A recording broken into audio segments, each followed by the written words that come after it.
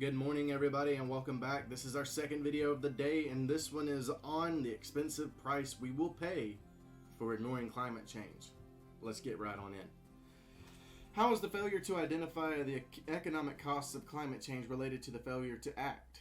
We are presently working on a project that involves asking coastal towns how they are preparing for rising sea levels.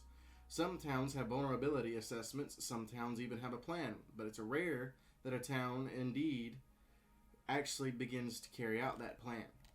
One reason we failed to act on climate change is the persistent perception that it's far away in time and space. For decades, climate change was a prediction about the future, so scientists talked about it in the future sense. This became a habit, so much that even today many scientists still use the future tense, even though we know that climate disruption is underway as of now. Scientists also often focus on regions of extreme vulnerability, such as Bangladesh or the West Antarctic ice sheet, which for most Americans are very remote, both physically and physically.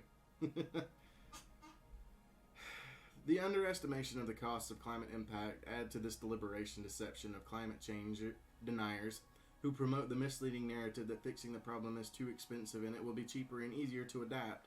And you've pretty much got a recipe for inaction, or at least insufficient action.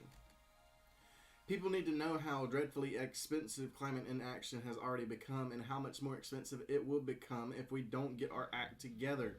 This is the point of the recent claim by the Intergovernmental Panel on Climate Change that we have 12 years left on. Scientists are not claiming that in 12 years, 11 now, we will fall off a cliff of climate catastrophe and face the end of humanity. They are saying if we don't immediately start to make major reductions in greenhouse gas emissions, we will miss the opportunity to stave off extremely serious and possibly catastrophic effects. There will be examples of local beliefs. The production of wines, for example, is increasing in the south of England where people are living right now. But the overall effects of unmanaged climate change across the world will be devastating. Hundreds of millions, perhaps billions, could have to move if global temperatures rise 3 degrees Celsius, 5.4 degrees Fahrenheit, or more, which is the direction they are heading. That would likely involve severe and lasting conflict across the world. Humans are innovative and will have to adapt. But for many, adaptation will involve migration, and migration is likely to involve conflict. Basically, the only way we can prevent this from becoming a massive disaster is if we take action now. Not 3 years down the road, not 4 years down the road.